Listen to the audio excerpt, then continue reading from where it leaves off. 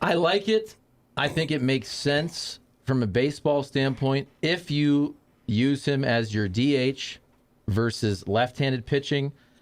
I know it's fun from a nostalgia point of view, but the one thing I worry about, and I also a little bit worry about this with Yachty, is you do have some big-time personalities and some Hall of Famers, and you have a first-year manager. So I hope that both those guys, because they're at the point of their careers where, look, Albert shouldn't play every day, right? Yeah. He shouldn't. And even if it's Corey Dickerson is probably going to be your DH versus right-handed pitching, and he should be. That's why you signed him.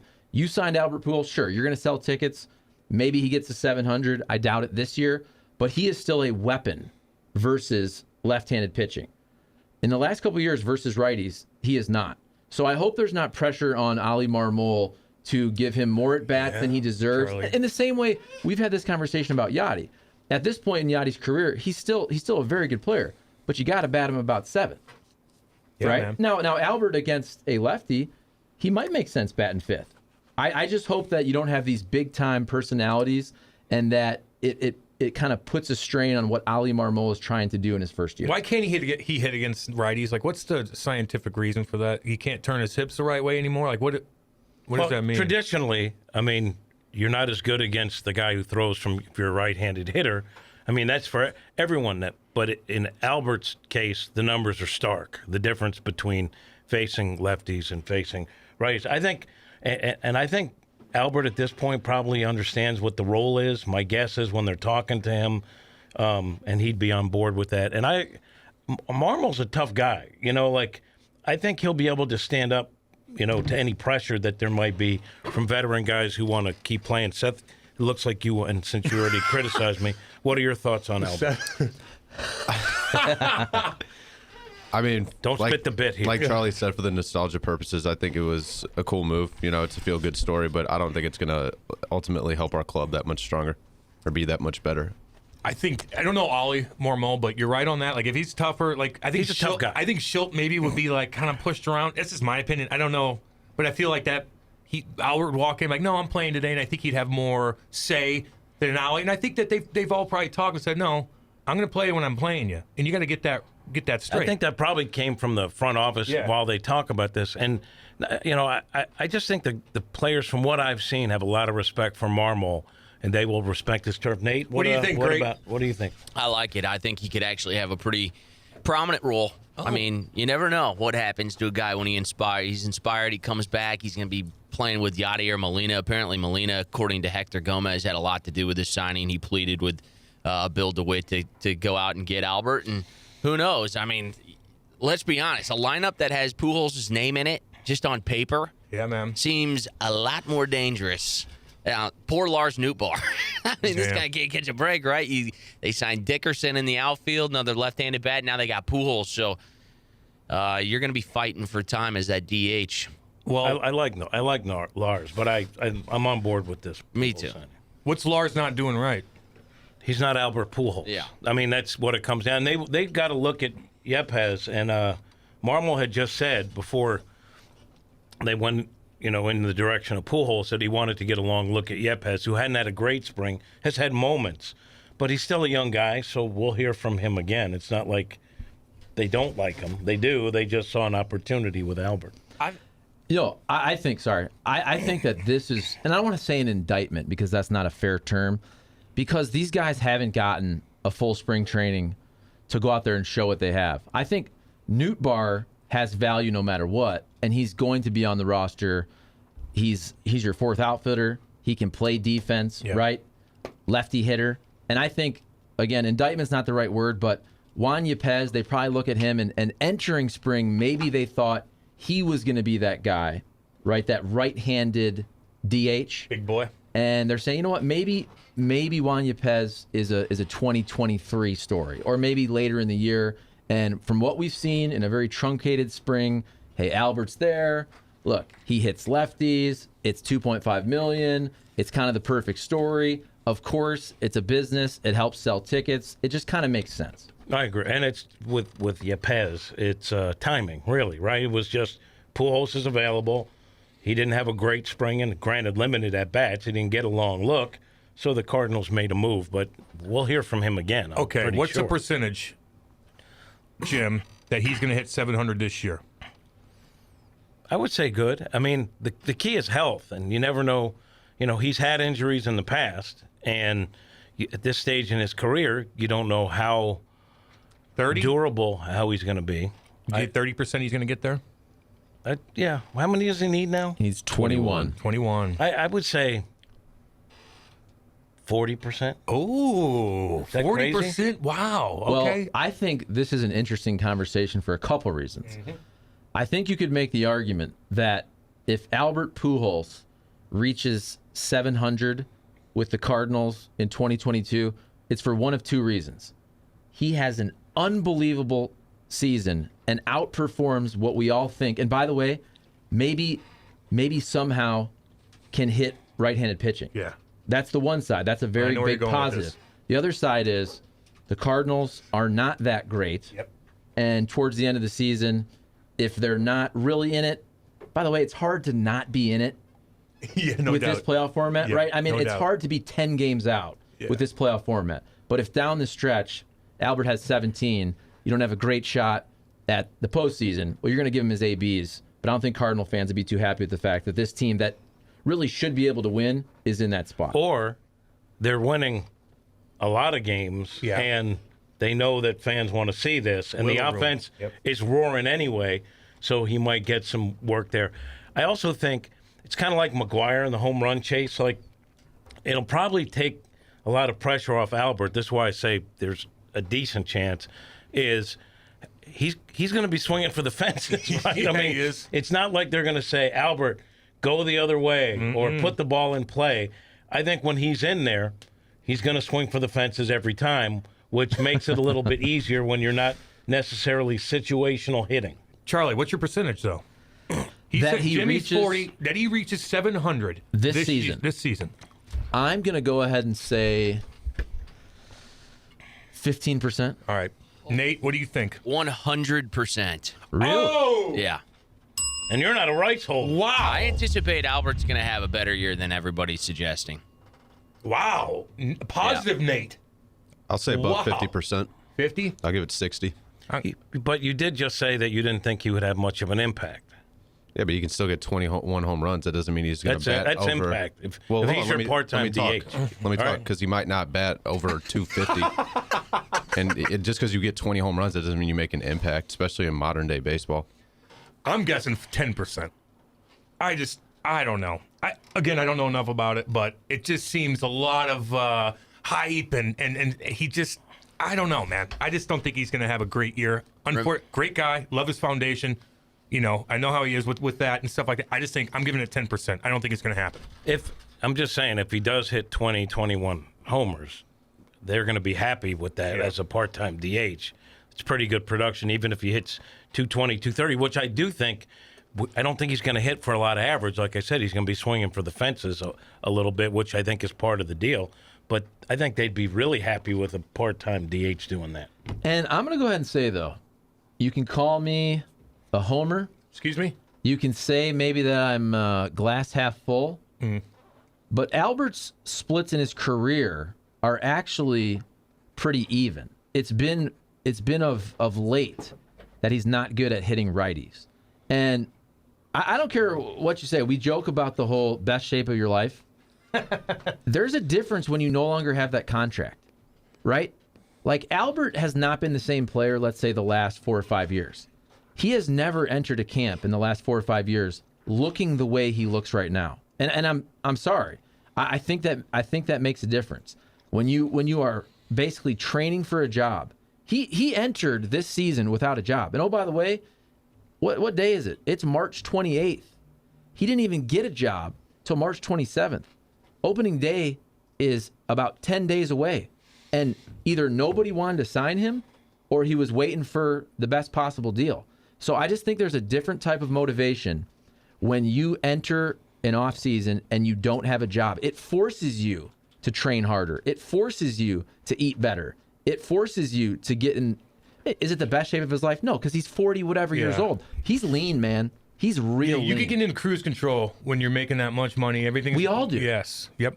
No, I get that. I think that's a valid point, and it's beyond just getting leaner, which he apparently is, but also that motivation factor. He's such a prideful guy, and he would like to show that he can still do it, and that means a lot. So I think there's probably something to that. Somebody chimed in and goes, "There's no steroid testing this year." Yeah, there is. Is there? I hope not. I want them to get all jacked up. I have not heard testing, that. That's a big deal. Is that true? Somebody's chimed in. You know, everybody's right on the text line. Keep in mind, he also gets to go hit at PNC Park and in Cincinnati, where this dude has raked. Wrigley. Yeah, for some reason on Baseball America, I can't find Wrigley on his ballparks, but he at PNC Park, 30 home runs. There's some tattered staffs around Major League Baseball, too, that he'll be facing. Yeah. The other part of this, too, is it specifically, if I can speak, it specifically makes sense this year because they're giving you a 28-man roster in April, and you're also having the 26-man roster. So if you look at this, and I think the 26-man roster is here to stay, by the way, but if you look at it in terms of past years, you get the extra guy. Okay, if he brings partial value as a DH, sure. But the other part is, if Albert Pujols had played the first 11 years of his career with the Pittsburgh Pirates, the Cardinals aren't making this move. They aren't. It's because you're also you're able to kind of put a bow on a great story. Yeah. You really are. With two other guys, part of it too. Yeah. With 4 and 52 right. in the mix. Go back to 10, 11 years ago. After the 2011 season when Albert left, there were some fractured relationships. And I do think that time heals all wounds.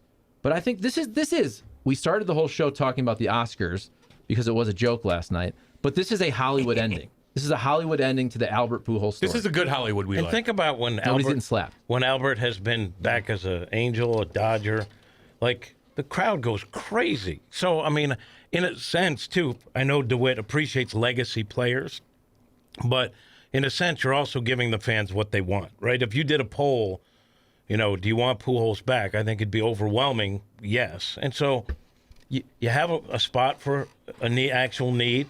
It's not going to be cost obtrusive by any stretch, so you give the fans what they want. I kind of like it. You think if they all retire after this year together, they're all going to have that? Would they all have a ceremony together with their statues, 4, 50, and 5, in front of Busch Stadium? Like, how is that going to go down? I think that'd be kind of cool. They all do it. Or if you're Wayno or Yachty, you're like, no, I want my own. Like, no, I think they would have their own. Okay. And I don't know. Like, if Wayno has a good year, I think he's pitching again.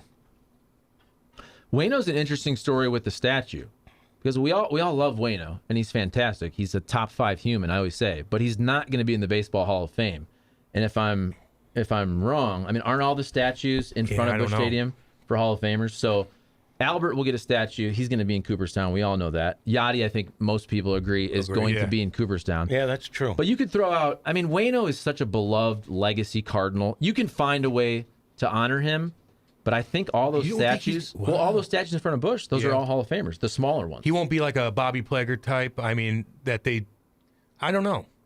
I could see a Bobby Plager type situation if he becomes a broadcaster. Yeah, okay. If he's an ambassador. But look at Bobby Plager. That took until what, 2 years ago? Well, Bobby was, he wasn't putting up a ton of number. He was just feisty and played a long time and had every single job in the organization. So I get that. That's kind of maybe a bad analogy, but I thought for sure Wayno. I don't know. I guess you're right on that. He needs to be a Hall of Famer to have a statue. He's a Hall of Famer here in this town. Who do you guys think the best non-Cardinal Hall of Famer is? Or non-Hall of Famer Cardinal? So non-Cooperstown guy. Yeah, that. Wayno? Well, right now, Roland will get in. Yeah, he's going Jimmy? to get in. It might be, I think Edmonds and Wayno right there are up there. I think Edmonds, and I think it's a shame the way it worked out that he was off the ballot in a blink of an eye, because his offensive numbers are really good.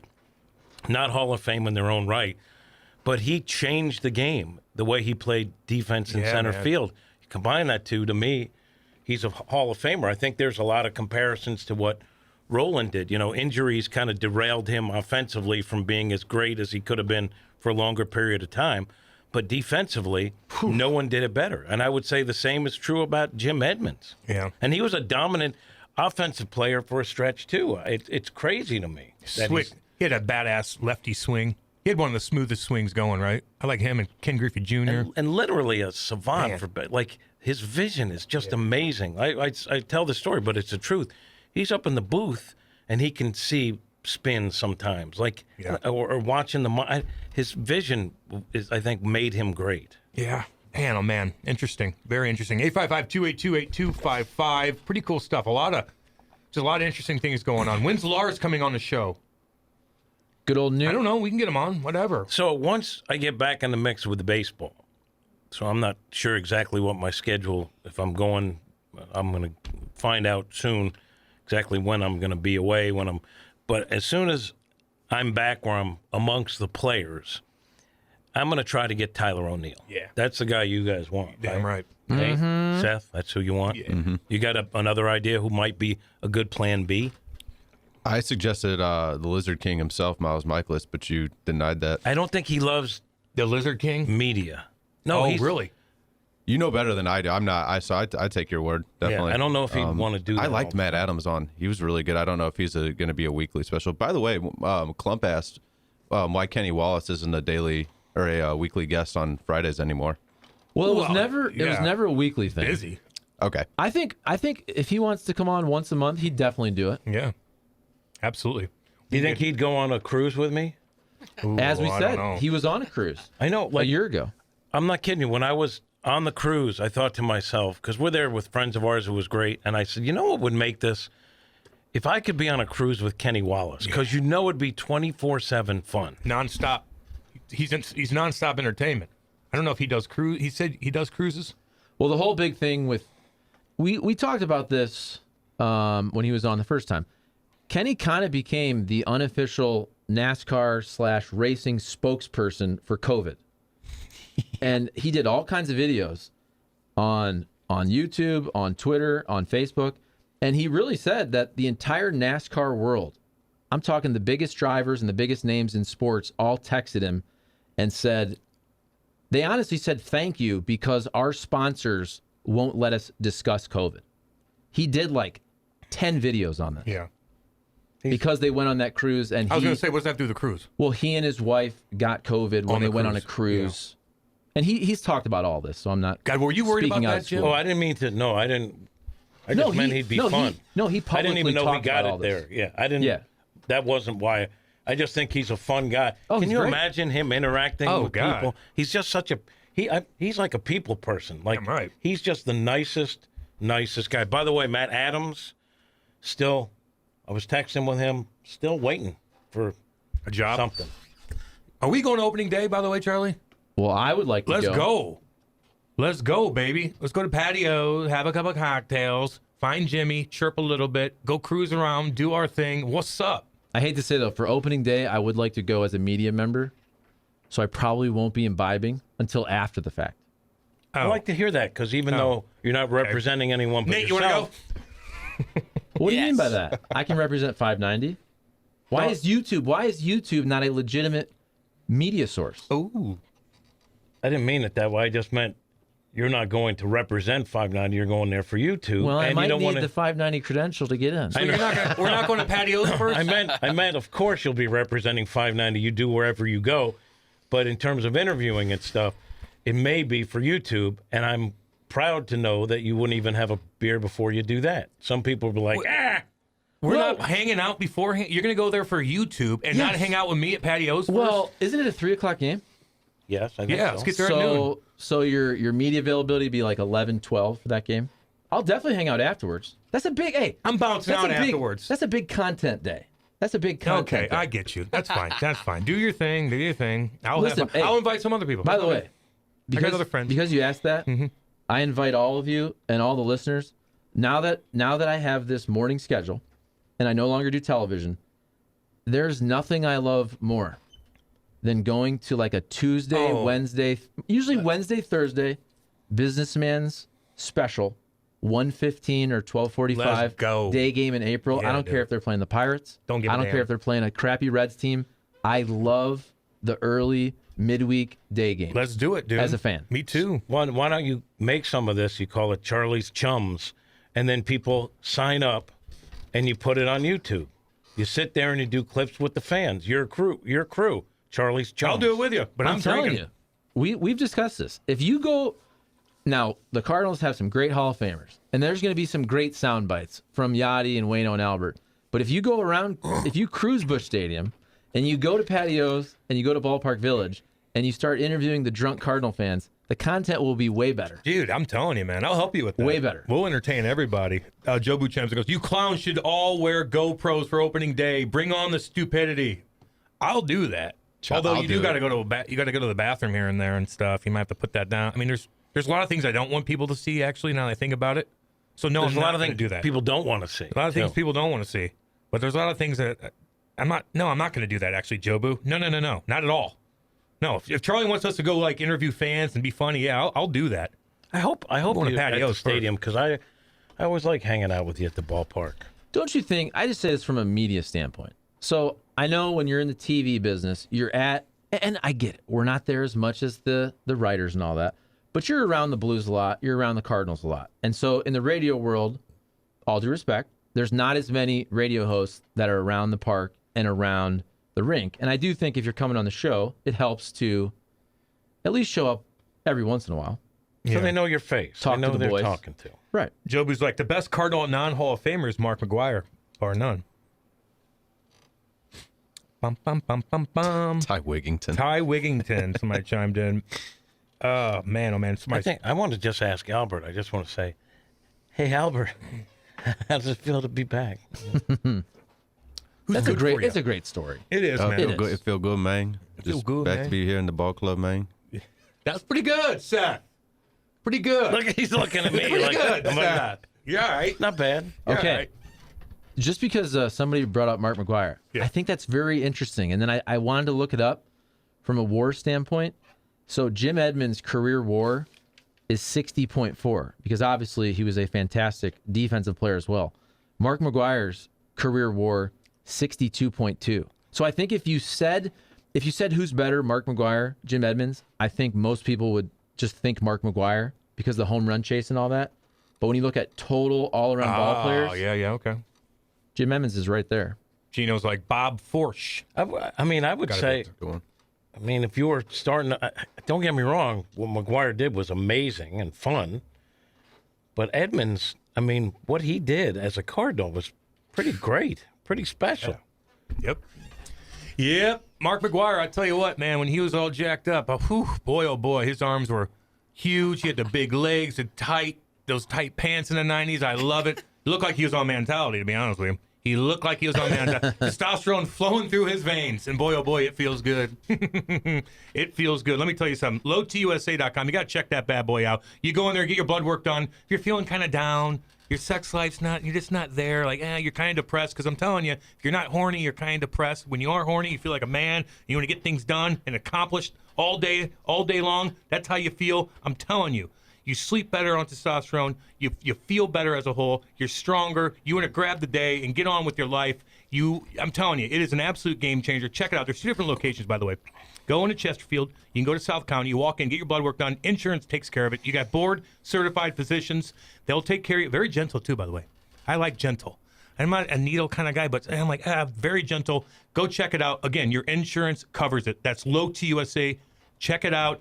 Game changer. Mentality. Anything on your end before we go to break there, Charlie Marlowe? Well, we're into the 8 o'clock hour, brought to you by Mark's Appliance. And, of course, the 9 o'clock hour coming up, brought to you by Enterprise Contracting. Check them out, enterprise-contracting.com. Mark's Appliance website, marksappliance.com. And the return of Matt Holliday after a couple weeks. Yeah, baby. That's brought Hopefully. to you by, that's brought to you by the Post Sports Bar and Grill. Of course, the Post, we were there for St. Patty's Day, the start of the NCAA tournament. Oh, what an NCAA tournament weekend. I'm sure we're going to break that down. We were there for the Post there in Maplewood. It's the official cheesesteak of Hot Take Central. Stay posted, my friends. All kinds of specials. Progressive happy hour, the cheesesteaks. They do it all. You know, Oh, they tweeted out something, too. The Post is up for some awards with, like, Sauce Magazine and I think, like, the A-List, STL. Yeah, baby. So I retweeted that. So if you have their Twitter account handy, jump on there and rate them where they belong at the top of any. Man, list. I'm craving one now. Damn, 8:30 in the morning. Whew.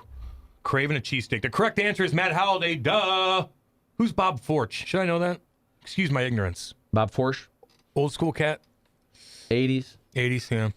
Great pitcher. Yeah. All right. He said they should be in the Hall of Fame. They're going to get to all of them, and Yeah. there's a lot of guys who could be on that list. Charlie, do you own a Pujols jersey? I bet he does. Oh, I do not. My dad Oh. does, actually. Does he? I'm not a jersey guy. You know, if Yeah, you I give don't wear me them either. If you give me a free jersey, I mean, Nate was talking about the giveaways. I've got some giveaway stuff over the years, and I don't really wear it. Some of it's still in the bag, honestly, sitting in the closet. When you go to a game as a fan, do you ever wear a jersey? I was never into that either. Not I was in never my- really a big fan. I Not in guess. my adult life. Yeah. Even when I was a kid, I don't think I did it. I had one jersey that I really liked. I bought it in high school, so I did wear it a little bit probably in college. It was that throwback Oakland A's yellow pullover. So it was an authentic jersey. Like, think about the 80s when they wore the Sansa-belt pants with the buttons. Yep. With the old school, they had the colored jersey. So it's yellow with green letters. It's pretty cool. Yeah, my first jersey was a Fedorov white Red Wings jersey. Badass with the pinwheel. I did. Oh, and then a Canucks jersey. I did wear them to school when I was a kid and stuff like that. But going to the game, those jerseys are like thick. And I'm like, you're sweating your ass off. Like, I'm not wearing a jersey. Hockey. It seems like a baseball jersey is an easier wear than a hockey jersey. Hockey jerseys are uncomfortable as hell, too. They're sticky and With itchy. the big patches. No, you I know, don't. I like wearing over shoulder pads, but yeah, no, I don't want to wear it to the game. And here's the thing too. I've said this before, but when they give the media the giveaway stuff, and I always take it if Tyler wants it, you know, even if he doesn't. Then I have what I call neighborhood currency. Mm-hmm. When someone hits you up for tickets that you're not interested in even trying to get them, you hand them some other stuff, and then you're good. Jim, you're absolutely right. I go down in my basement, and there's all this blue stuff that you collect over the years. And if the kid needs something or whatever, I hook them up with that kind of stuff. There's a lot of things that I have in my basement that I can give away. But the ticket thing, I'm just not dealing with it. Sanderson chimes in, goes, nothing wrong with wearing a jersey as an adult. I still rock my Matt Halliday 7 jersey. Well, good for you, man. I get it. I just sweat my ass off too much, and it's kind of heavy and thick. And, you know, I want to show off my pipes, too, because I'm on mentality. All right, let's go to break. We'll talk a little Blues. Not happy with them. I was a little wasted the other night and threw out a tweet. I like it. I put a like on it. Oh, wasted the other night. I gotta say, I don't think I've seen this one. Oh, you didn't? I gotta check this out. Yeah. Did you keep it up there? Yeah. was holding them accountable. I'm not a baby. I don't give a damn. What do you got? Before we go to break, I just want to announce that they just broke news that the Detroit Lions are going to be the team featured on Hard Knocks. Oh, nice. Really? I love Hard Knocks. That seems You like mean a- the most boring team in the league is on Hard Knocks? Oh, cool. Their coach, though, is crazy. Yeah, he is. Biting off kneecaps. Yeah, well, he says some. I was like, okay, look, when your coach is a little too much, like it does affect you in like a weird way. Football might be different. When I like him. He's too loud. He I brings like him good too. energy, and maybe there is some personality in that team. Like, nobody talks about the Lions, so maybe there's something that we don't know. 100%. That's 100% right, man. At least I'm somebody's sorry. loud. He lost me when he cried. I mean, that's a joke, What dude. did he You ever do? imagine Bill Belichick up there after a game crying? Come on. What is that? What else? But he did something kind of cool where he donated money to something. I don't know, sick kid or something. I'm sure he's a good Yeah, guy. I'm sure he's a good. But guy. that's why he's so interesting, because he's this freaking monster, by the way. He is. He looks like he can still play. Yeah. He starts his press conference by saying, "We're going to bite your kneecaps off." And then he also cries. So you never know what you're going to get. Somebody chimed in. Clumpy chimes in and goes, Jesse Smollett is saying Will Smith hit him too. God, Will, what's wrong with you?